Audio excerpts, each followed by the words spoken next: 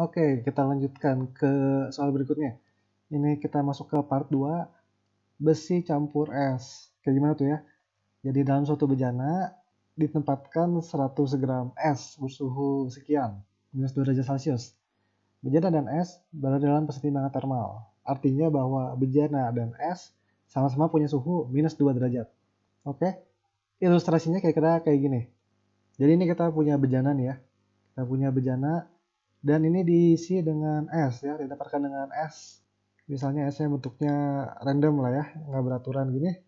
Nah ini es batunya. Dan baik si bejana dan si es suhunya sama, minus 2 derajat. Langsung timbang termal.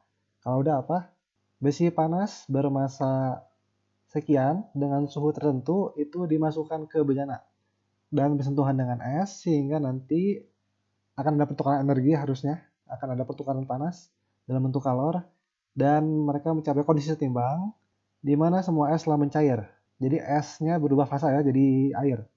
Oke, jadi ke dalam si bejana ini kita tempatkan besi panas. Yang suhunya kita belum tahu berapa. Yang pasti harusnya panas banget. Karena membuat semua es ini mencair. Nah, pada kondisi setimbang tadi semuanya mencair jadi kayak gini. Jadi besinya udah nggak panas lagi ya, udah nggak merah lagi nih besinya. Suhunya udah turun jauh dan sisanya jadi air semua. Jadi ya anggaplah seperti ini ya. Jadi tinggal air semua sisanya, nggak ada es batu lagi. Lalu ini data-datanya, kalau jenis es, kalau jenis air, kalor laten, kalau jenis besi, dan kapasitas kalor bejana. Oke, jadi bejana juga punya kapasitas kalor ya. Ini maksudnya adalah nanti ketika kita menghitung, itu diperhitungkan juga sih kalor bejananya. Jadi ada 3 objek ya, ada es, ada besi, dan ada bejana. Nah, tentukan suhu awal besi ini, besi panasnya berapa suhu awalnya, kalau suhu akhir dari air 40 derajat. Dan ini kan setimbangnya, berarti besi juga 40 derajat, juga si bejana. Bejana juga 40 derajat, jadi semuanya suhunya 40 derajat Celcius.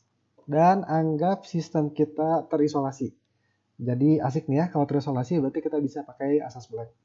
Ya, jadi entah bagaimana caranya, pokoknya bejana, besi, dan es, air gitu, pokoknya ditutup lah sistemnya ya. Jadi terisolasi, nggak ada energi yang bisa keluar masuk dari si tutup ini. Makanya bisa digunakan asas black. Oke, ini untuk meninjau asas black, paling enak kita gambarkan diagram kalor ya. Seperti biasa, diagram kalor dari peristiwa ini. Jadi kita punya diagram kalor, kita punya 3 objek tadi ya, kita punya 3 zat. Yang pertama adalah es. Tadi es mulanya dari minus 2 derajat ya.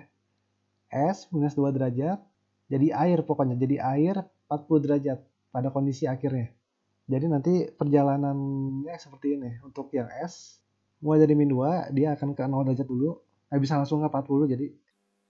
Nah, di 0 derajat dia akan mencair, berubah fasa, dan suhunya konstan.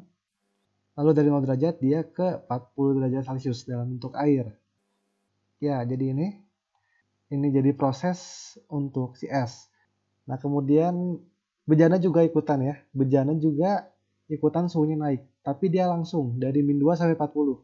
Karena bejana benar padat dan pada rentang suhu ini nggak akan berubah fasanya. Jadi tetap bejananya benar padat. Dari min 2 langsung ke 40. Oke, ini kira-kira kayak gini ya langsung jadi ya. Dari min 2 ke 40. Terakhir adalah si besi. Besi suhu awalnya nggak tahu berapa. Anggaplah itu TB. Suhu besi ya, TB besi. Dia pokoknya turun ke 40 derajat aja pada posisi timbang. Dan juga tidak melewati perubahan fasa. Jadi dari kondisi padat tetap ke kondisi padat. Nah, ini yang besi. Jadi dari TB langsung ke 40 derajat.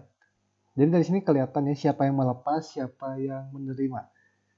Asas Black mengatakan bahwa pada sistem yang terisolasi ini jumlah kalori yang dilepas suatu zat sama dengan jumlah kalori yang diterima suatu zat. Dalam hal ini yang melepas kalor ya itu si besi panas.